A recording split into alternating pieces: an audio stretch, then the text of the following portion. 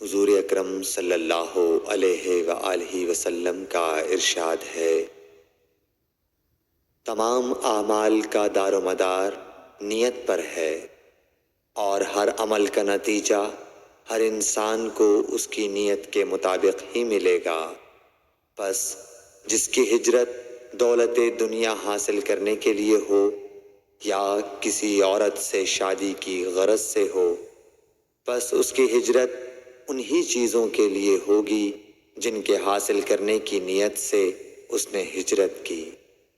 صحیح بخاری حدیث نمبر 1۔ حضور اکرم صلی اللہ علیہ وآلہ وسلم نے فرمایا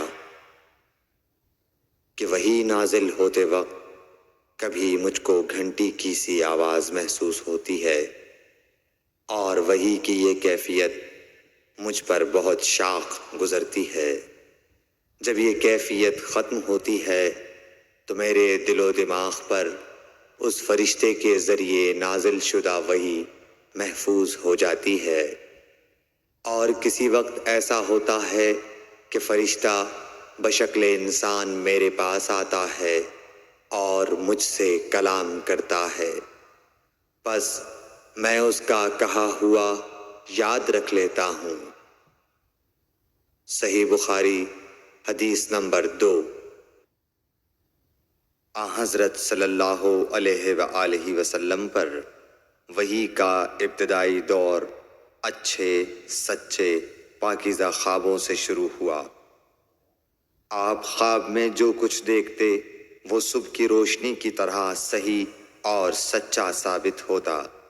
پھر من جانب قدرت آپ تنہائی پسند ہو گئے، اور آپ نے غار حرا میں خلوت نشینی اختیار فرمائی، اور کئی دن اور رات وہاں مسلسل عبادت اور یاد الہی و ذکر میں مشغول رہنے لگے۔ جب تک گھر آنے کو دل نہ چاہتا توشہ ہمراہ لیے ہوئے وہاں رہتے۔ توشہ ختم ہونے پر ہی اہلیہ محترمہ حضرت خدیجہ رضی اللہ تعالی عنہا کے پاس تشریف لاتے، اور کچھ توشہ ہمراہ لے کر پھر وہاں جا کر خلوت گزین ہو جاتے۔ یہی طریقہ جاری رہا یہاں تک کہ آپ پر حق منکشف ہو گیا، اور آپ غار حرا ہی میں قیام پذیر تھے کہ اچانک حضرت جبرائیل علیہ السلام آپ کے پاس حاضر ہوئے اور کہنے لگے کہ اے محمد پڑھو۔ آپ فرماتے ہیں کہ میں نے کہا کہ میں پڑھنا نہیں جانتا۔ آپ صلی اللہ علیہ وسلم فرماتے ہیں کہ فرشتے نے مجھے پکڑ کر اتنے زور سے بھینچا کہ میری طاقت جواب دے گئی، پھر مجھے چھوڑ کر کہا پڑھو۔ میں نے پھر وہی جواب دیا کہ میں پڑھا ہوا نہیں ہوں۔ اس فرشتے نے مجھ کو نہایت ہی زور سے بھینچا کہ مجھ کو سخت تکلیف محسوس ہوئی، پھر اس نے کہا کہ پڑھ۔ میں نے کہا میں پڑھا ہوا نہیں ہوں۔ فرشتے نے تیسری بار مجھ کو پکڑا اور تیسری مرتبہ پھر مجھ کو بھینچا، پھر مجھے چھوڑ دیا اور کہنے لگا کہ پڑھو اپنے رب کے نام کی مدد سے جس نے پیدا کیا اور انسان کو خون کی پھٹکی سے بنایا۔ پڑھو اور آپ کا رب بہت ہی مہربانیاں کرنے والا ہے۔ پس یہی آیتیں آپ حضرت جبرائیل علیہ السلام سے سن کر اس حال میں غار حرا سے واپس ہوئے کہ آپ کا دل اس انوکھے واقعے سے کانپ رہا تھا۔ آپ حضرت خدیجہ کے ہاں تشریف لائے اور فرمایا کہ مجھے کمبل اوڑھا دو، مجھے کمبل اوڑھا دو۔ لوگوں نے آپ کو کمبل اوڑھا دیا۔ جب آپ کا ڈر جاتا رہا تو آپ نے اپنی زوجہ محترمہ حضرت خدیجہ رضی اللہ تعالی عنہا کو تفصیل کے ساتھ یہ واقعہ سنایا، اور فرمانے لگے کہ مجھ کو اب اپنی جان کا خوف ہو گیا ہے۔ آپ کی اہلیہ محترمہ حضرت خدیجہ رضی اللہ تعالی عنہا نے آپ کی ڈھارس بندھائی اور کہا کہ آپ کا خیال صحیح نہیں ہے۔ اللہ کی قسم آپ کو اللہ کبھی رسوا نہیں کرے گا۔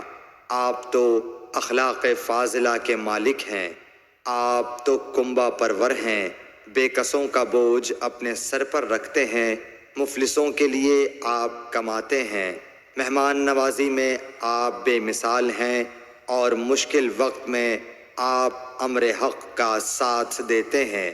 ایسے اوصاف حسنہ والا انسان یوں بے وقت ذلت و خواری کی موت نہیں پا سکتا۔ پھر مزید تسلی کے لیے حضرت خدیجہ رضی اللہ تعالی عنہا آپ کو ورقہ بن نوفل کے پاس لے گئیں، جو ان کے چچا زاد بھائی تھے اور زمانہ جاہلیت میں نصرانی مذہب اختیار کر چکے تھے اور عبرانی زبان کے کاتب تھے۔ چنانچہ انجیل کو بھی حسب منشائے خداوندی عبرانی زبان میں لکھا کرتے تھے۔ انجیل سریانی زبان میں نازل ہوئی تھی، پھر اس کا ترجمہ عبرانی زبان میں ہوا۔ ورقہ اسی کو لکھتے تھے۔ وہ بہت بوڑھے ہو گئے تھے، یہاں تک کہ ان کی بینائی بھی رخصت ہو چکی تھی۔ حضرت خدیجہ رضی اللہ تعالی عنہا نے ان کے سامنے آپ کے حالات بیان کیے اور کہا کہ اے چچا زاد بھائی، اپنے بھتیجے محمد صلی اللہ علیہ وسلم کی زبانی ذرا ان کی کیفیت سن لیجئے۔ وہ بولے کہ بھتیجے، آپ نے جو کچھ دیکھا ہے اس کی تفصیل سناؤ۔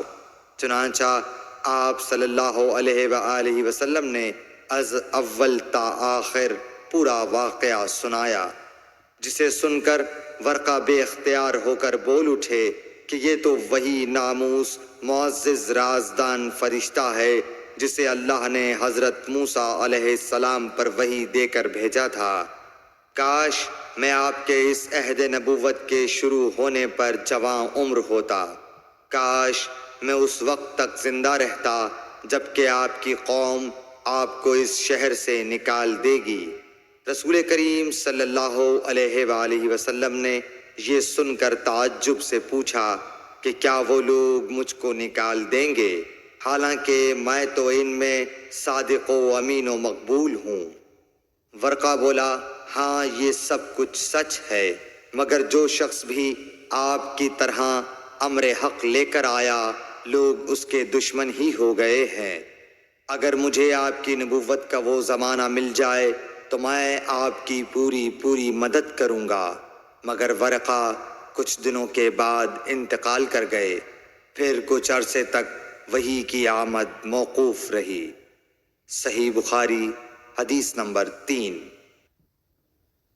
حضور اکرم صلی اللہ علیہ وآلہ وسلم نے وحی کے رک جانے کے زمانے کے حالات بیان فرماتے ہوئے کہا کہ ایک روز میں چلا جا رہا تھا کہ اچانک میں نے آسمان کی طرف ایک آواز سنی اور میں نے اپنا سر آسمان کی طرف اٹھایا۔ کیا دیکھتا ہوں کہ وہی فرشتہ جو میرے پاس غار حرا میں آیا تھا، وہ آسمان و زمین کے بیچ میں ایک کرسی پر بیٹھا ہوا ہے۔ میں اس سے ڈر گیا اور گھر آنے پر میں نے پھر کمبل اوڑھنے کی خواہش ظاہر کی۔ اس وقت اللہ پاک کی طرف سے یہ آیات نازل ہوئیں، اے لحاف اوڑھ کر لیٹنے والے، اٹھ کھڑا ہو اور لوگوں کو عذاب الہی سے ڈرا، اور اپنے رب کی بڑائی بیان کر، اور اپنے کپڑوں کو پاک صاف رکھ اور گندگی سے دور رہ۔ اس کے بعد وہی تیزی کے ساتھ پے در پے آنے لگی۔ صحیح بخاری حدیث نمبر 4۔ رسول اللہ صلی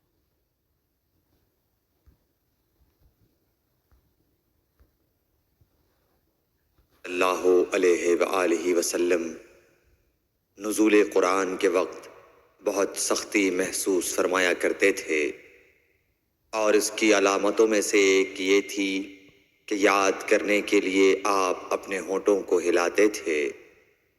ابن عباس رضی اللہ تعالیٰ عنہ نے کہا، میں اپنے ہونٹوں کو ہلاتا ہوں جس طرح آپ ہلاتے تھے۔ سعید کہتے ہیں، میں بھی اپنے ہونٹ ہلاتا ہوں جس طرح ابن عباس رضی اللہ تعالیٰ عنہ کو میں نے ہلاتے دیکھا۔ پھر انہوں نے اپنے ہونٹ ہلائے۔ ابن عباس رضی اللہ تعالیٰ عنہ نے کہا، پھر یہ آیت اتری کہ اے محمد، قرآن کو جلد جلد یاد کرنے کے لیے اپنی زبان نہ ہلاؤ، اس کا جمع کر دینا اور پڑھا دینا ہمارا ذمہ ہے۔ حضرت ابن عباس رضی اللہ تعالی عنہ کہتے ہیں، یعنی قرآن آپ صلی اللہ علیہ وآلہ وسلم کے دل میں جمع دینا اور پڑھا دینا ہمارے ذمہ ہے۔ پھر جب ہم پڑھ چکے تو اس پڑھے ہوئے کی اتباع کرو۔ ابن عباس رضی اللہ تعالی عنہ فرماتے ہیں، اس کا مطلب یہ ہے آپ اس کو خاموشی کے ساتھ سنتے رہو، اس کے بعد مطلب سمجھا دینا ہمارے ذمہ ہے۔ پھر یقیناً یہ ہماری ذمہ داری ہے کہ آپ اس کو پڑھو، یعنی اس کو محفوظ کر سکو۔ چنانچہ اس کے بعد جب آپ کے پاس حضرت جبرائیل علیہ السلام وحی لے کر آتے تو آپ توجہ سے سنتے، جب وہ چلے جاتے تو رسول اللہ صلی اللہ علیہ وسلم اس وحی کو اس طرح پڑھتے جس طرح حضرت جبرائیل علیہ السلام نے اسے پڑھا تھا۔ صحیح بخاری حدیث نمبر 5۔